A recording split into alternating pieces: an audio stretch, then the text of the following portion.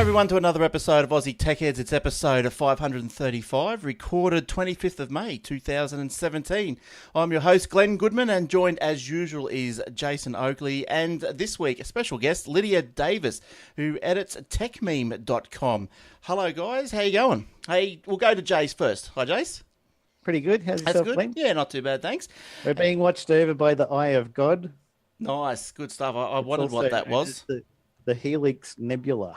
Oh, okay. Sounds pretty spooky. Okay. Pretty good. And Lidija, how you doing? How you been? Well, thank you. Thanks for having me, by the way. This is great. No problems at all. Whereabouts are you in Australia? You sound like you're in Australia. Whereabouts are you? I'm in Melbourne. Yes, Melbourne. Must be Crikey, bloke. Sure thing, cobber. Stone the crows. Weren't you here a little while ago, Jace, and you had to run away because we're just horrible down here? Yeah. We're sad I didn't get to meet you, but I know. That's life. That's life. Yeah. Now, next time. Now, tell us about TechMeme. You can find it at techmeme.com, by the way. So, what's TechMeme all about? TechMeme, I guess, is the front page of tech news. I guess the home page of tech news, and at any given point in time, you can go to TechMeme and see what the most important stories of the day are. It updates every 5 minutes. It's pretty much run by an algorithm, and we just control that algorithm, or try to rein it in. Right. There's probably 15 of us now editing. Yes, I saw. I'm one of the old timers, and right. And if you're on Twitter, don't forget to tip at TechMeme. Absolutely. So don't go. Yeah, you can't see this, but I'm just putting up on the screen for the guys that are on the video. I've just got the website up there. We're just looking at all the co-editors that are there, and Media Gazer, is that like another production, a sister production or something? Okay. Well, it's another vertical. So we've got several verticals, and right. Media Gazer is the media version of TechMeme. Now, I haven't actually come across this site before, but geez, it's full of content, isn't it? It's just got everything in it. It's just on the surface. You want to find some news to talk about for our show, go to TechMeme. Yeah, I know. Yeah, I'm thinking, because I was looking at some of your notes, and I'm thinking, wow, you're a week behind the news. You should be reading TechMeme. Yes. Yep. Well, I think the way I collate the news for the show is that I will go back a week. Like I'll start from last, say, Friday, and then just pick up things that we haven't spoken about. And but yeah, this is look. I've looked in on the surface. I've looked in. There's a leaderboard section. We've got people that are the authors ranked by leadership, publications ranked by leadership, authors ranked by presence, and publications ranked by presence. So that's stats are unreal. And TechCrunch, that's got a few entries, hasn't it? Yeah. TechCrunch, and what was the other one I liked? The events calendar. How good's that? Yeah, so that's everything coming up in the world, in the tech world. Yeah, that's awesome. Because I know I'm going over to the US in September, and I thought, I'll have to find something techie just to sort of say I went to, just to claim it on tax. So I went straight to September, and I went, oh yeah, I'll do that one. So, what's there in September? I'm not looking at it. September, we've got these 19 to 22nd, the AppSec USA. I think that must be some security thing. And are these all linkable? They are too. How good's that? Yeah. So yeah, we're pretty, mate. Yeah, I'm going to AppSec conference. What is this? AppSec conference is a premier gathering for software security leaders and researchers. So that's over there in September, and also in Orlando. That's where I'm going. Is the Microsoft Ignite? Actually, there you go. Yeah, that'd be fun. That would be. I think Shane used to be on the show from Western Australia. He's booked his tickets. He's going as well, so that's cool. Yeah, so that's a good little site. Techmeme.com if you guys are looking for that. Excellent stuff. All right, let's get into some news. Speaking of some news, so what have we got first? Or maybe I should tell you about the other shows on the network. Is the Aussie Mac Zone, the Obsidian Loft, the Old Fart Geeks, and the Aussie Tech Security. Now you can find those, of course, all on iTunes. The good old iTunes. Australian businesses lose 1.7 million to hacking scams. So this is all still going on. It's not just the WannaCry, but it's just hacking scams in general. So a report published by the Australian Competition and Consumer Commission showed that 21 businesses lost a total of $1.7 million related to computer hacking in 2016. So businesses submitted, how do they get these figures, you might be asking? Well, businesses submitted just under 6,000 reports to the ACCC, revealing losses to the value of about 3.8 million to scams. Micro and small business reported the majority of attacks, and that accounted for about 2 million of the total of the 3.8. Now, all of the scams complaints received by both businesses and individuals, the top three categories reported were phishing, advanced fee frauds, and false billing scams.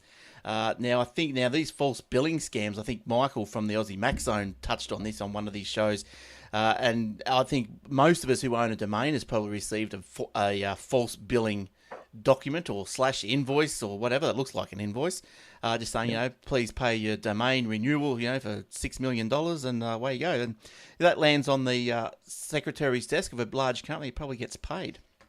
So scams, what have you seen? What do you think, Lidija, is like scams? Is that have you had any impact with scams yourself personally, or Personally? You have? No, not personally. I mean, you can pretty much, I think we all know what to avoid and what not to do, and to have the dummy email account that you hand out, and what not to click. I've had a couple where our network. Well, we've had one big one where we couldn't work out where, this is years ago, couldn't work out where the problem was coming from. It turned out to be my kid's computer. Oh, right. Nice. And we didn't realise it was affecting everyone else. So it was just wiping everything and starting again. But it took days, actually, because it didn't even occur to us that, it would be there. So scams, no. Yes, yeah. So look, there's a little, I'll get to you in a sec, Jace. There's a little, where's my little graph here? I've got a little... I was just going to say, I probably have to contact the ATO because I think I got scammed out of $6 million and they'll have to compensate me and I'll have to claim that. And I don't think they do that. How much is the Powerball worth tonight? I think I was just going to go the breakdown of the scams. Like you've got micro businesses, which is up to 4 staff. So they've reported a loss of 1.1 million, and small businesses, which is 5 to 19 staff, reported just over 1 million. It just gets less as the size of the organisation increases. But yeah, I suppose. What are you running there, Lidija? You are a Mac universe or a PC universe? Jesus Christ, I'm not a Mac person. No. Oh, good. Sorry. It's lucky Eric's not on tonight. Yes. Hi, Eric. Yeah. So look, I record the audio on a Mac, but most of my stuff's PC.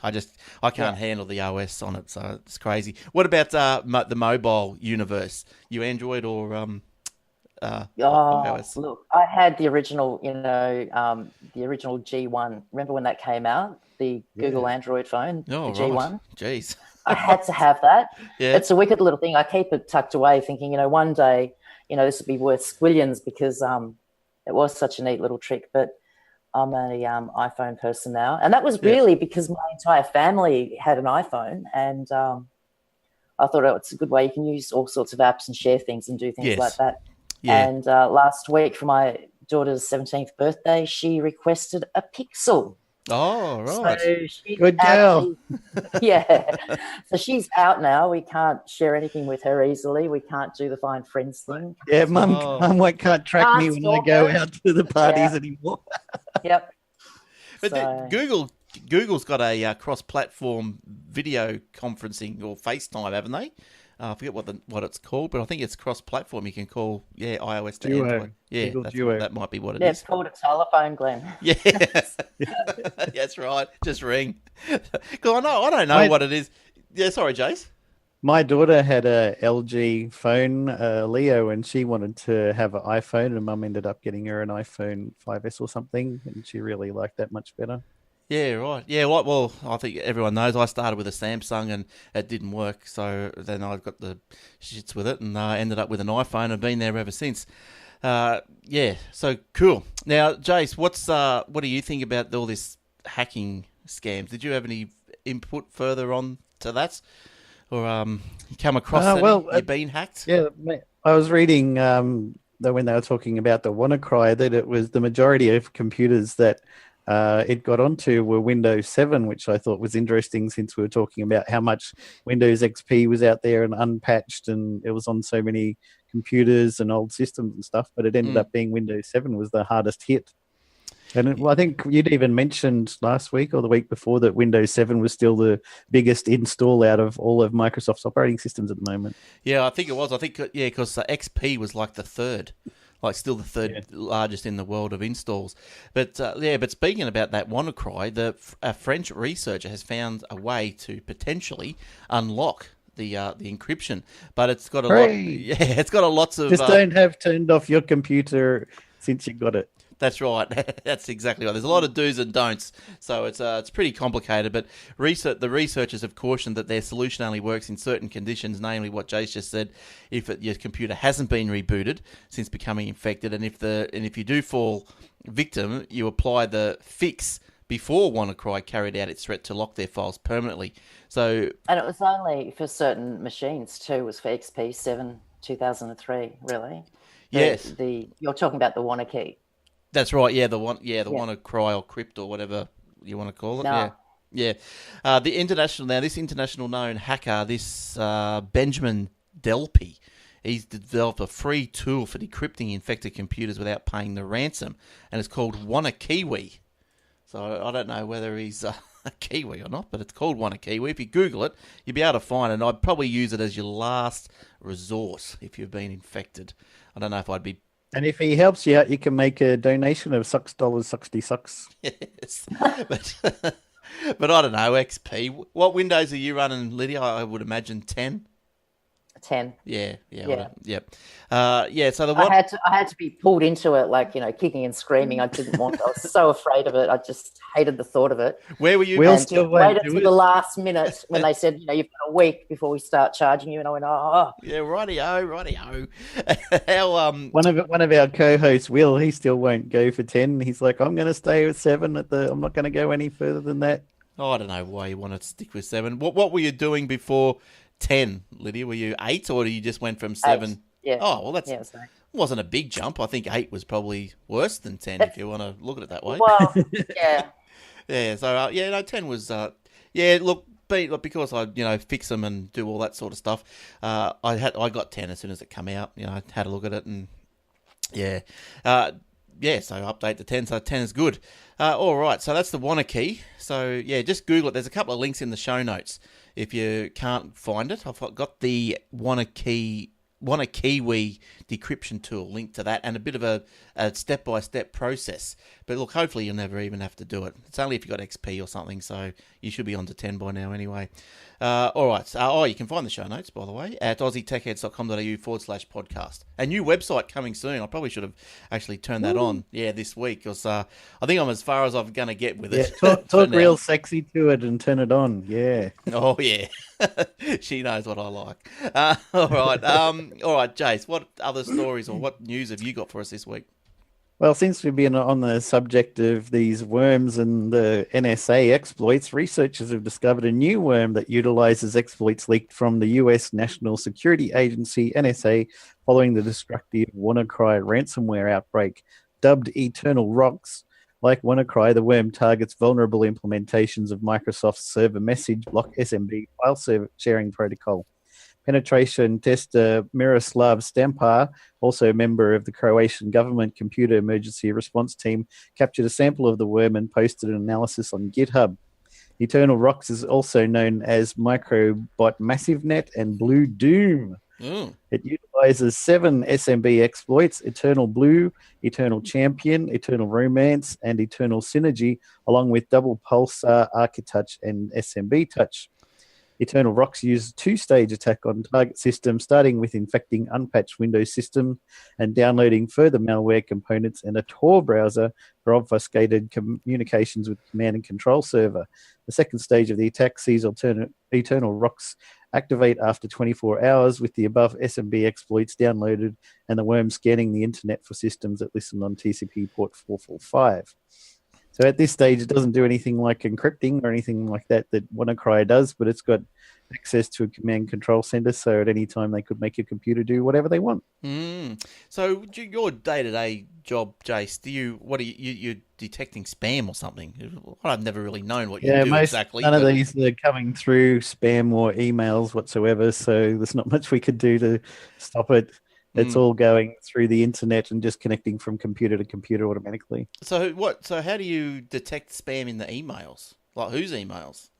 Like Usually what happens is people, if you have, say, well, not necessarily Gmail, but that kind of web mail interface, or even your Outlook or something like that, and your ISP utilizes our services, when you click on this is junk or this is spam, it sends a copy of that to us so that we can go through and analyze if it's got a link in there to a malicious link, or if it's got advertising in there that's in an image saying get your Cialis and Viagra here or what have you, then we have to find ways of blocking that so it doesn't get in the system. Okay. And if we do, once we do find a way, we upload that into our system. It propagates around the internet to all of our customers, and it can go to your inbox and say, oh, we let this through before, let's chuck it in the spam now, and it'll automatically go there so you don't even have to worry about it. Yeah, that sounds pretty easy, doesn't it? That's good.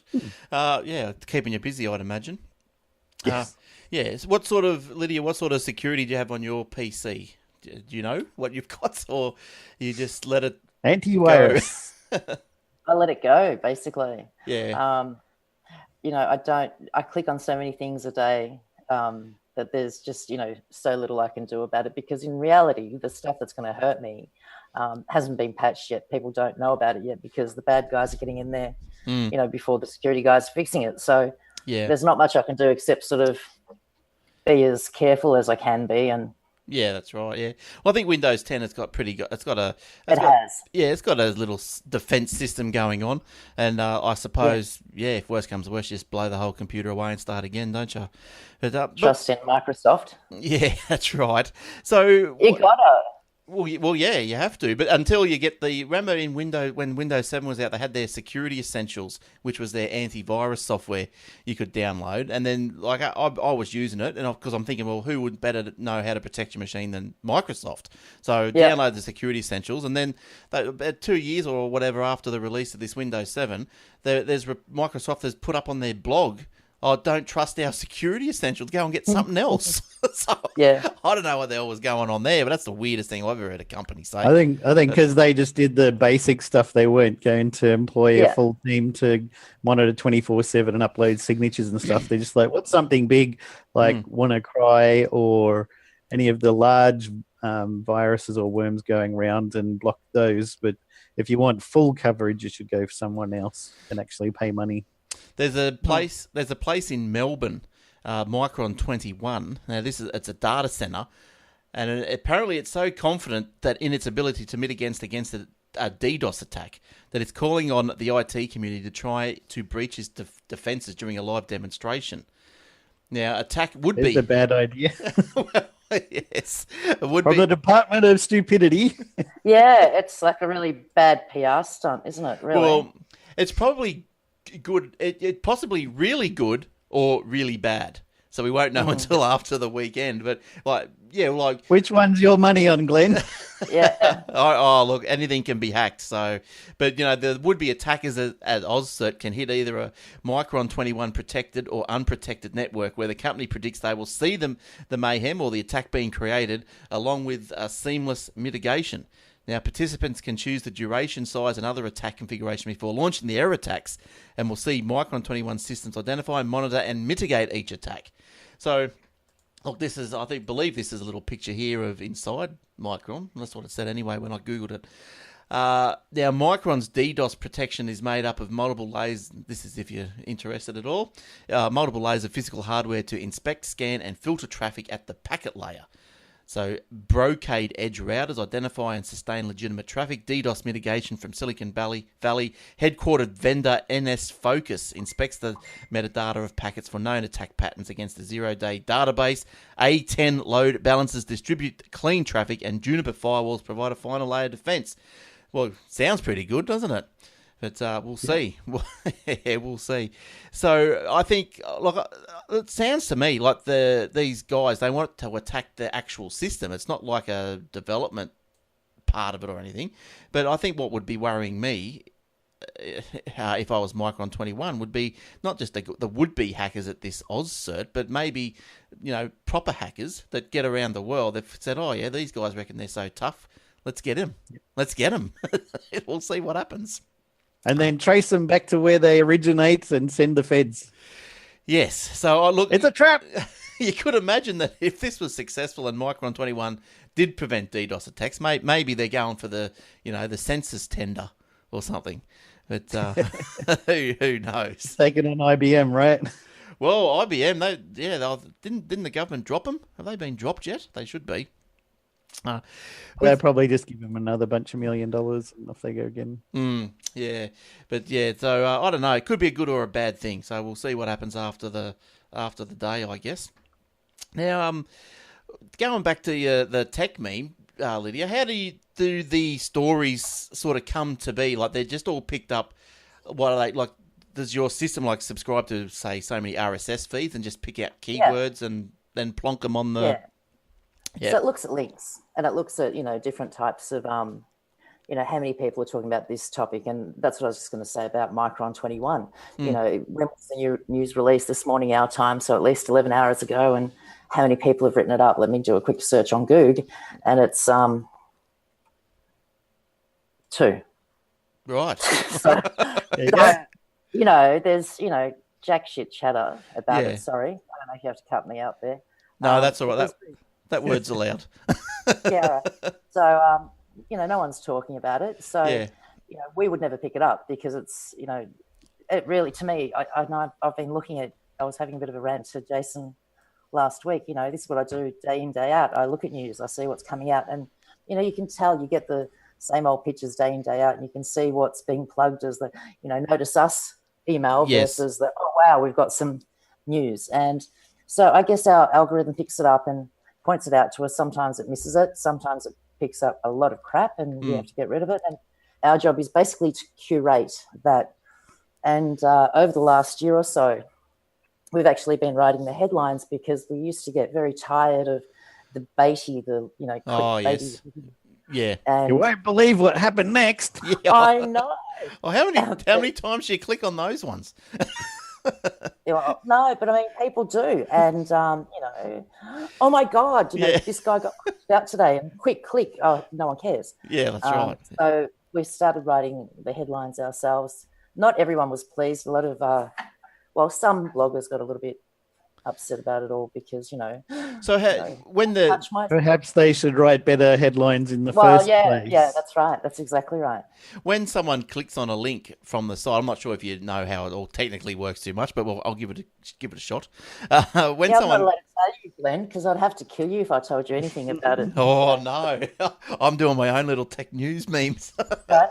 Tell me. No, I was going to ask you when someone clicks on a story on the page, and then it links directly to like the original published story on the publisher's page.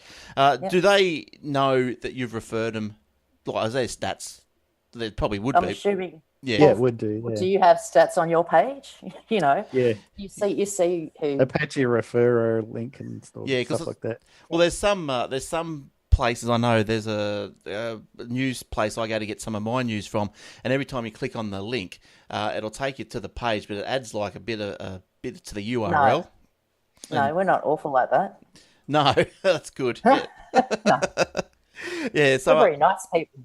Oh, that's very nice. Now I know you guys get a pretty good write up from all the tech heads in Silicon Valley, don't you? Like everyone says, oh, this is the first page on our laptop when it boots up every morning, and all this sort of stuff. So it's obviously very well known. Yeah, it's good. It's well known in Silicon Valley, not so much outside of it, and it's really tricky too because in Australia, of course, when I moved, because I lived in Silicon Valley for a while there, and I worked while I was there was much easier. But being in Australia and seeing Australian news doesn't excite me as much as some of the stuff coming out of America. Although I must admit lately, watching the news and seeing everything about Trump and, every man and his dog from every tech publication trying to somehow hook in Trump into their tech story, they're reading all this junk that he's become clickbait himself, hasn't he? Just his name is clickbait. Yeah, so... so that's it's a very interesting site. And you've also got who's hiring in tech. So they be just people that are tech companies that are hiring. They must just pop up their what if they're looking for someone, they'll pop up a little ad there by the look of it. You're very cute because it's like you've discovered this new site and you're going, oh, wow, it's got this and it's got this and it's got everything. It's got everything. You don't have to ever leave Tech Meme. No, I know. Have you got has Tech Meme got an RSS feed for itself? I wonder. I think there was one. I don't know if there still is one. Oh, right. I'm gonna have to look. I'll have a look. Scroll back. I'll have a look. I'll investigate because I might bring it into my feeder. No. I'll just have all the news in one spot in my RSS feeder. How good's that? All right, Jace, what else is going on? Jace is falling asleep. Sorry, Jason, about that. I was just having a look, techmeme.com/search/query Q equals RSS. And you did it. Did you? Oh, done. Right. How good's that? All right, yep, cool. they got it there. I did it the really technical way. I went to Google and typed in TechMeme space RSS. Oh, really? I thought You'll have to teach me. I thought you were just playing with URL strings there, but So what else has been happening, Jace, that you've picked up this week? Well, I hope this doesn't upset you, Glenn, but the NBN Co. has added more than 19,000 premises to its footprint over the past fortnight that are unable to connect to internet services, underlining its new strategy to skip homes that are too hard to connect until later in the rollout. Oh, the network builder has more than doubled the number of so-called service class 0 or equivalent premises in its footprint in just 6 months. Premises in ready-for-service areas that are unable to connect are categorized as SC0 for FTTP, SC10 fiber to the node basement, and SC20 for HFC. In the week ending November 17 last year, there were 61,852 SCO premises. As of this week, the figure had climbed to 145,658. Although raw complaint numbers continue to rise, the rate of increase in these complaints is slower than the rate of new premises connected to the national broadband network, NBN Co. has repeatedly claimed. Same cannot be said for SCO premises. The past fortnight has been particularly troublesome, with 16.5% of the 115,393 properties added to the rollout placed in the too hard basket. An NBN Co. spokesperson said some premises took a little bit longer to connect than we would like to be the case. Now, I know you sent me a Twitter picture today. The NBN box was installed into a toilet. Now, I thought you'd like that one. Is that fair income? Right next to the loo. Is that fair income, or is that just a G up? Like, I don't know. I saw a lot of people talking about it, so I thought I'd have to tweet it to you. I reckon that it probably popped out of the ground on the outside of the house, just right at the toilet, and they've thought, we're not taking this anywhere. We're just going straight through the wall. Because I remember what happened at Will's place. They put it. They ran it around the outside of the house or something. Yeah, and then the cable went up at a 90-degree angle and then in, so they bent the optic fibre at angles that it's not supposed to go. But it says here, a group moderator for the group that this photo was posted on, Gizmodo talked to them. They said it's 100% legit install. They've reached out for further information. NBN responded to the image of the parent install on Twitter, calling it interesting. Right. NBN Australia. So that's an interesting installation, Cameron. If this is your bathroom, please DM us with an address and contact number. But I suppose it probably is out of the way, being in the toilet. Yeah. I'm not sure if I can bring that. I haven't got that picture to show you, but if you Googled NBN install toilet, you'll find it. That's exactly what I just did. Do I want Isn't this Google thing wonderful? Let me have a look. Let me Google it so I can show everyone. NBN. It's in a Facebook group called Crappy NBN. You on the NBN, Which Lidija? is quite relevant. No. Crappy NBN. No. What technology have you got? I have no idea, but it's very, very bad, and I'm not happy with it. Actually, I'm struggling with the NBN, getting my head around what they're doing, because it started off as one thing. 10 years ago, I remember them talking about one thing, and it sort of morphed into I'm not sure what it is anymore. No one does. Oh, really? And a big pile of crappy NBN-ness. Yeah. I think one of my mates who lives just up near Dreamworld, if you know where that is, they went over to the NBN and they suffered the same problem that Adam was telling us about, where they disconnected from the ADSL And then the NBN didn't work, and they couldn't go back to the ADSL until the NBN got fixed, or till it worked. It's a bit of a mess. But look, I found on that finder.com.au site, if you go into the internet section and then punch your address into the NBN section of that section, then it gives you a lot more information than the NBN Co website does. So it pulls down like... That's appalling, isn't it? Yeah. Well, you can thank Alex and Gus for that. Yes, no, it gives you a lot more information, and I'll take their site as more truthful than the NBN Co because it gives it to me 6 months earlier. So I don't know. So hopefully they're on the money. Don't get your hopes up too much. No. When's it supposed to be completed? The rollout? 2020. Yeah, I think. Okay. And then So 2030, 2040. Yeah, 2060. Before the end of the world, I think. Something like that. But yeah, it's wrong. So are you in the Melbourne CBD around there, Lydia? Yeah. Well, I mean, yeah. Close enough. Close enough. Yeah. So like you would think that when the NBN rolled out, and I know we've had this discussion before, that it would roll it out to where the population is. It could get a bit of momentum going. Bringing in some money or whatever, but you hear these stories still of the NBN goes past people's homes and they don't even bother connecting to it because they're happy enough with the ADSL or whatever they got. God knows why. But I suppose if you're a light user, the plan that you go onto, there's a light NBN plan. I think it's just as good like speed wise as the ADSL anyway. So I think that's probably why. Yeah, that's why. If you're in a town like mine, they switched off all the copper. So if you wanted to stay on ADSL one day, your internet was gone. So you had to go to NBN or you had nothing when they switched all the copper off. Yeah. Oh, wow. Yeah, it's a bit crazy. It's crazy town. Look, I've got a story for Will. Will Lydia was a host on the show. Well, he probably still is. I shouldn't use past tense. He hasn't been on for a while. He's had computer problems. Yeah, he's always got computer problems. I don't know why. He's the guy that's not going on the Windows 10. Maybe that's the problem. Well, he said he bought new RAM, new video card, new SSD, installed everything, and if he tries to run anything in Java, the thing crashes and restarts. I said the only thing left is motherboard. And he said, well, I have $500 for another motherboard, so... Well, I think I'd be just maybe going down and just buying a cheapie just to get going. You know, what? You can get boards for like $58 and a cheap CPU just to get cracking. So come on, Will, get cracking. So it means he can't play Minecraft, so it hits on our podcast as well, which is all about Minecraft. And he can't say, well, I tried out the thing because you can't try it. You can probably use the Windows 10 version of Minecraft, which is C++exe file instead of the Java, but you don't get to play the modded one, which is what we mostly play. Now, I've got a question about that Minecraft because I downloaded the Windows 10 version for the kids, and they love it. They love any version. So, and I think I got it for a special $15. It was a cheapie.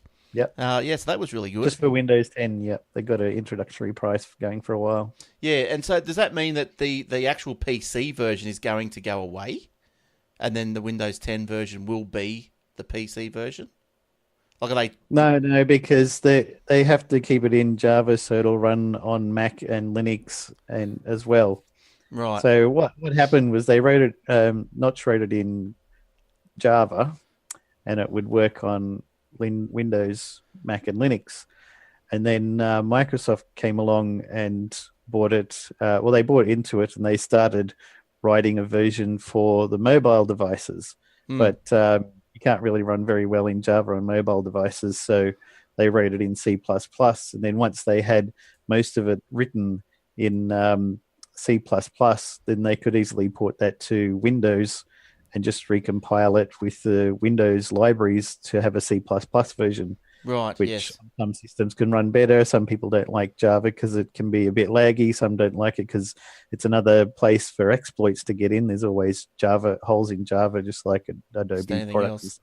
So some people just won't install Java. So Microsoft can say, we can have this. They could put it in the Windows Store, whatever they like. And then for the mobile devices and for, consoles and things, it can be written in C++, and they can just port it between all of them. Yeah. So you still can't, each version that you get, so say like the Windows 10 version, the PC version, Xbox version, blah, blah, blah, you still can't cross play in the worlds? Not yet. They're still working on it. They've got a system called Minecraft Realms, which is there where you can host servers with them. And the Realms is going to allow cross-compatibility at some stage, but they're always working on it and iterating till eventually they get there. Right, I see. All right, well, getting back to Will's story, that wasn't Will's story or anything like that, but Bitcoin, I know Will love this one because Will had a few Bitcoins. I think he said he had 50, and he lost his wallet in a hard drive crash. But anyway, Will, the Bitcoin has hit $2,000, a trading point high. Now, it's believed to be linked to, the high is believed to be linked to policy changes in Japan and China. They've made it easier for speculators to trade in Bitcoins. So, Bitcoin first broke the $1,000 barrier in November 2013, and it's gone up and down, as you would have known, wildly. Since then, I think it got down to a low of about $280, something like that, and yeah, I thought it was the end of it. But at the end of 2016, each one was changing hands for about 900. So now it's up to 2,000. I think if I had any, I think I'd probably cash out. I think that. Yeah, well, it says. Sorry, it's actually gone up. It's up again. Yeah, right. I was just going to say it's 2,400, which is about 3,196 Australian dollars. Oh well, CoinDesk has got it at 2723. Oh, it's still going up. Geez, that's crazy, isn't it? It's got a bubble and then burst, and people are going to lose a lot and be very sad. Well, I guess that's what you got to see. I would have cashed out at $2,000, but then I suppose if you kept and held, like where do you go at? Like 2.7, you have to be going. Geez, I've got to take it, haven't you? You have to pick some point. You know, a guy I'd been talking to on Twitter and in Facebook, he cashed in a couple of years ago, got $800,000 and bought a house with cash. Jeez, wow, that's all right, and pretty much it's free money, isn't it? Yep. Yeah, that's crazy. But how long, Jace, would it take you to mine a coin?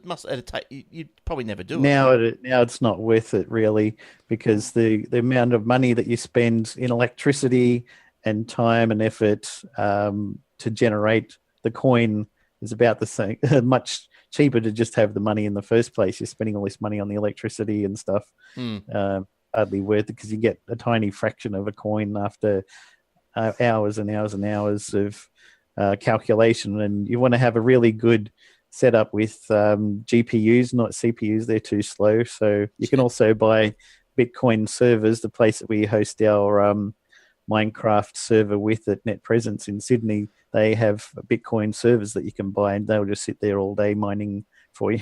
Oh, jeez, that's crazy. Have you heard of these other ones? Apparently they're rivals to Bitcoin, as the Ethereum and Ripple. Has anyone heard of those?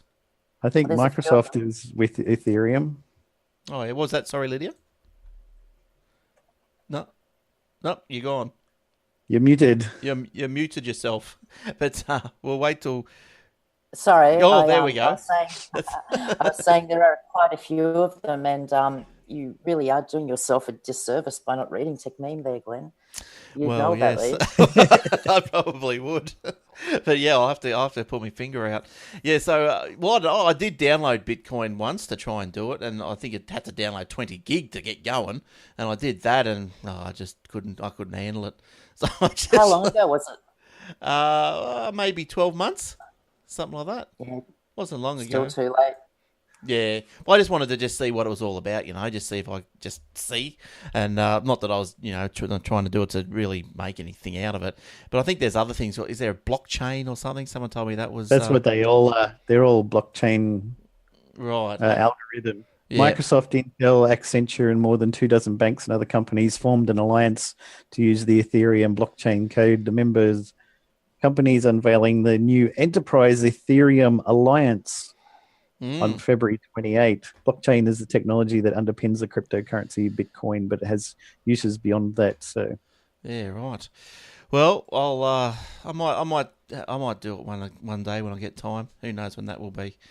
But what else? You got anything else, Jace? It's been quite quiet this week, hasn't it? Not much is going on. Yeah, well, since we've been on the sad negative side. Let's keep going. Yay, make everyone happy. crafty hackers have been deploying harmful malware in subtitle files of pirated movies and TV shows, leaving the devices of an estimated 200 million people vulnerable to infection. Oh. The newly discovered malware affects video players like VLC, Kodi, and popular illegal streaming program Popcorn Time. The malicious files are downloaded by the victim's media player, allowing the attacker to take control of the target's computer, smartphone, or smart TV, according to security firm Checkpoint, which discovered the attack. The delivery technique is used to deploy the malware is cunning. For hackers to get access to your device, they either need to trick you into visiting a malicious site or trick you into downloading a malicious file. In this particular case, the malware is embedded in the subtitle files in what Checkpoint described as a completely overlooked technique. The malware is effectively dumped into the victim's desktop when the movie subtitles are loaded by the user's media player. The reason it has a good chance of success, according to Checkpoint, is because subtitles repositories are in practice treated as a trusted source by the media player. Most video players don't have robust security defenses, and the subtitle files can even sneak by without proper vetting from antivirus software. So I think, once again, the moral of the story is to update your players. I know I was using Kodi the other day, yesterday I think it was, and as soon as I turned it on, it came up on the front screen and said, this is going on, go to here and get the patch and do it all. So I'll have to remember to do that. Not that I would use subtitles, but I'm sure they'll come through anyway. It's quite interesting because, as far as I was aware, subtitle files are just text files. If you open it up in a text editor, it's got the timestamp and then the text to display on the screen, and whether it's italics or a different color or something like that. But I thought it was just text, but they found some way of embedding malware in it somehow. Yeah. But a lot of them, like VLC, I noticed if you I think it comes with now automatic subtitles. So if you start playing a movie file, go to the subtitle website, download it, and if you have subtitles turned on, you'll just automatically start displaying them. You don't even have to download the SRT or other subtitle file. Yeah, okay. So that could be another way to get in if they can get something on Open Titles or something like that, Open Subtitles website. People accidentally automatically run it. I wouldn't be surprised if the movie stations are behind all this. So trying to, feed some code. See, you should have bought it from us. That's right. Are you, Lidija, are you a media watcher? Like, you got any of these little Kodi boxes or anything what do you do? Just Netflix or something simple, something easy? YouTube and Netflix. Yeah. And do you watch? I don't download content that's pirated, because that would be illegal, wouldn't it? Yes, it is. Yeah. I prefer stuff to stream if I can't stream it. I don't want to buy any CDs or DVDs anymore. No, I'll stream everything if I can. Yeah, I'll stream everything. That's the way to go. I know. Sorry. Yeah, no, you're right. You go. I was watching a TV show, like an actual TV show, not long ago, and I was thinking, wow, this is really cool, these ads, because I can go off and do things. And I remember what the ads were for. That's right. Wow, that's so cool. Yes, I know. I think most of the stuff that we watch, like, say if we do watch free-to-air TV programs, it's all recorded anyway. So like, we record it, and then you just fast forward the ads, and you do feel like sometimes that you are missing out on things. No, those little apps for like Channel 7 and Channel 8, is that what you're talking about? Oh, they're so crap. They just fall apart every time you do. You go 3 seconds over what they expect you to, and the thing falls apart. Breaks. You have to start again. Yeah, that's right. Yeah, if you're scrubbing along, I think if you go from start to finish, you're all right. But I think the Channel 9 one was the worst. But I think they've tried to pick up their act lately. But Adam used to always have a rant on Tech Talk Radio about places like Channel 9, and you'd try and set it up in your TiVo or some other PVR, and your show's supposed to start at 9 and finish at 10 o'clock. So you set it to start at 10 to 9 and finish at 10:15, and the show would finish at 11 because something had happened, and they always started things at the wrong time from what they advertised. Never updated the EPG. Because you think, with all the technology they had once upon a time and all the knowledge they had, that they'd be first out there with the new tech and saying, this is how to do it. And yet they've just almost fallen behind, and they're letting the likes of Facebook and Google take over and produce content. And that's just ridiculous. That's my next story. Yeah, What a there you great go. segue. Well, lead in, Jace. Nice segue there. Yeah.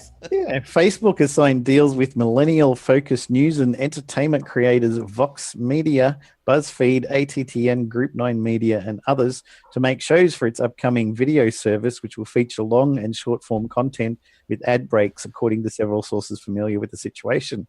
Facebook is planning 2 tiers of video entertainment, scripted shows with episodes lasting 20 to 30 minutes, which it will own, and shorter scripted and unscripted shows with episodes lasting about 5 to 10 minutes, which Facebook will not own. Facebook's move to acquire and license original content is the latest in its push to attract more advertising dollars, putting the company in head-to-head competition with Alphabet's YouTube Red, Snapchat's Discover feature, and traditional television networks. Where all the kids are going. That's exactly right. That's where they are going. Like, my kids never get off YouTube. My young bloke just he'll be watching some dude on YouTube while he's playing a game on the computer. That blows your mind. I remember when I could multitask like that. But Way back in the old days. That's right. I was going to tell you before, there's an app I got on my phone called TV Cast. On the iOS, it casted to your Chromecast, and you could log into the channel 10s or whatnot, because you just had to get it up on the phone, and then you could send it to the cast. But this app must have sort of bypassed the 10 plays and the 9 goes, or whatever it is. So this app actually must have got it's found out how to get the actual feed, the URL of the show, and then it just shows you that URL with no ads. It just goes. So I think where these catch-up services fall over is because obviously they got the URL of the show, and they're trying to like third party come in and go, at 20 minutes we're going to dip in here and put 3 ads in, and then 40 minutes dip in and put 3, and then continue back from where you dipped in from, and it just all falls over like a big sack of Not only do crap. they just throw 3 ads in, they throw the same 3 ads in. Or the same 5 ads in. I've noticed that. What is that? Oh, I've got no idea. And plus, They haven't got very good salespeople and couldn't get enough ads. Really? But have you also? I mean, last week we were wanted to watch the Doctor Who episode on iView, and shock horror. Yeah, I put it on my Samsung phone, and then it found the Roku box as a device to send the image to. So I just said, send it up there, and it was playing Doctor Who from ABC iView, but the iView app for Android is really terrible, and it kept crashing and crashing. You have to restart and try and remember where you're up to, and then start playing for another 5 minutes or 10 minutes, and it crashed again and say, unable to read file. So in the end, I just watched it on my laptop because it just worked. I know they've really got to fix their stuff. Yeah, I watched that last week on the iView, and I don't know if I was too excited about the quality of it. It's really, like, as far as I could see, it's only like a 300 meg file, so it must be pretty low. Okay, I did pretty well on my Samsung phone, sent up to the 50-inch TV. Yeah, right. I just noticed the blacks, they were a bit blocky and stuff. So I just said, stuff this. I just waited. Probably overcompressed. Yeah, I just waited till 7:30 and just watched it live. We don't have a TV in the house that's plugged into an antenna anywhere because we just Netflix or YouTube everything, or do other internet stuff. So we've still got that old thing called Foxtel. What? Well. You're one of Rupert's sucker. Yeah. Well, sorry. Yeah, he loves you. Yeah. Well, I'll tell you, if it wasn't for the sport, you wouldn't have it. Yeah. Because I know you can stream the sport from other, not so good places, but can you be bothered? No. So so if it wasn't for the sport, because there's nothing that I really watch on Fox. I use that Foxtel to tape all the free-to-air shows. Because after the cyclone we had, our aerial fell over, and I never even bothered to get it fixed because we just don't use it.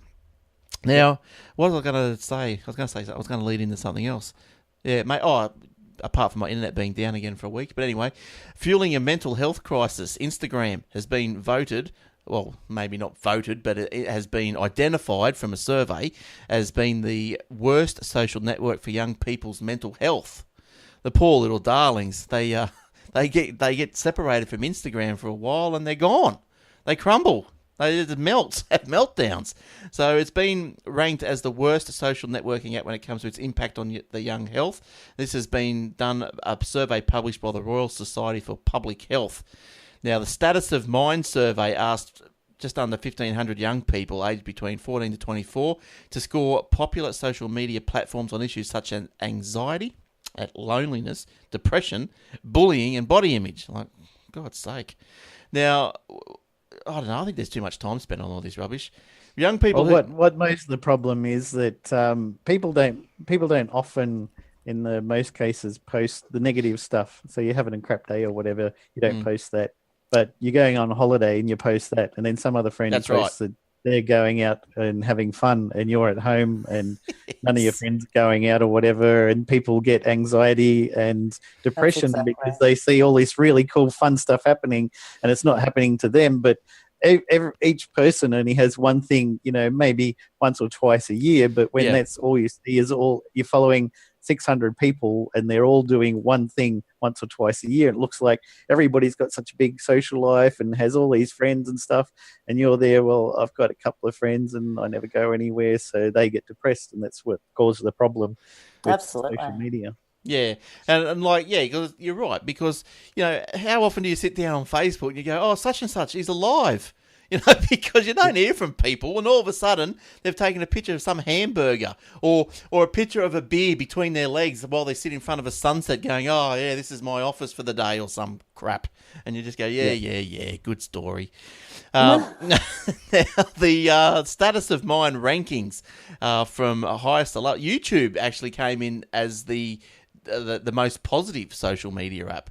So YouTube got most positive, followed by... Don't read the comments. No, that's right. Followed by Twitter, Facebook, Snapchat. What's wrong with Snapchat? And then Instagram.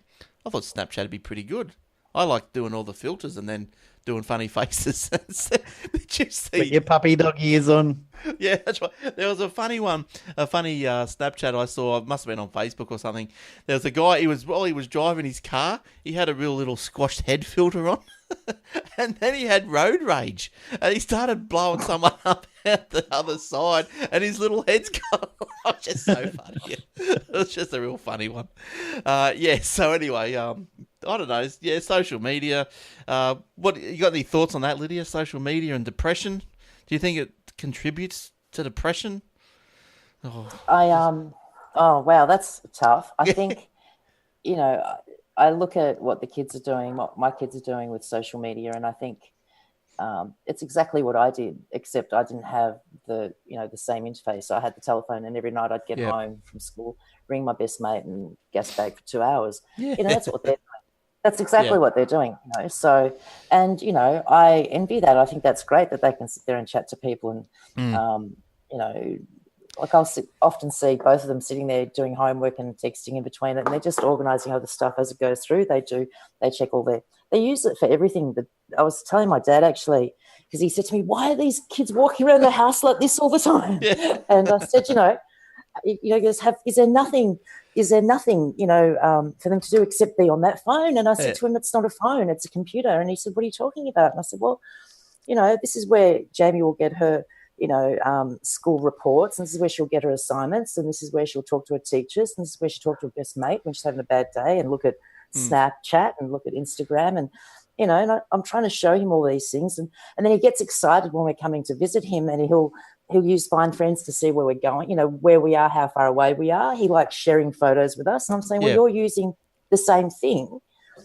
So to me, I look at it as, it's a wonderful thing. It's not about depression. If you're going to be depressed, if someone's, got that depressive, gene in them, it's going to happen anyway. So I don't think it's the device or the application that's going to cause that. It may, like what Jason was saying, seeing everyone happy all the time. But again, I don't think it's as simple as that, because in reality, I know who I follow, and I know, this friend has gone to Hawaii this weekend, so I expect to see stuff from there. Whereas I know this other friend over here is having a nervous breakdown because her husband's cheating on her. So you go, well, she's not going to be posting anything for the next 3, That's right. So, a couple of sad faces or something, but I don't know.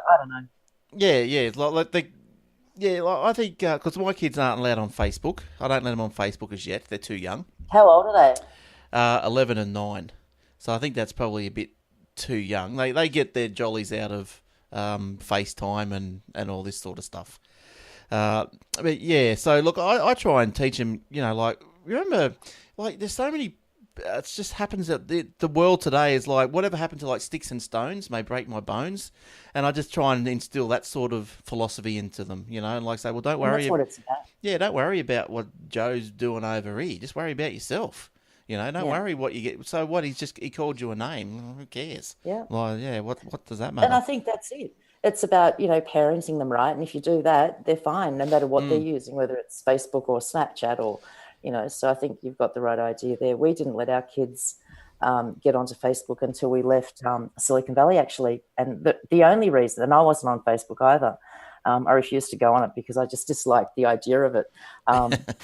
But as we were coming back to Australia, I thought I want to keep in contact with some of these people, and this is a great way of doing it. So, yeah, that was the only reason we did it, for that contact. Yeah. Interestingly, they don't speak to anyone in Silicon Valley now, but, Yeah, but that's how it works. Like, yeah, I use Facebook, but I don't particularly post a lot of, sitting on the beach with a beer between my legs, going whatever. I'm not that sort of a poster. I could.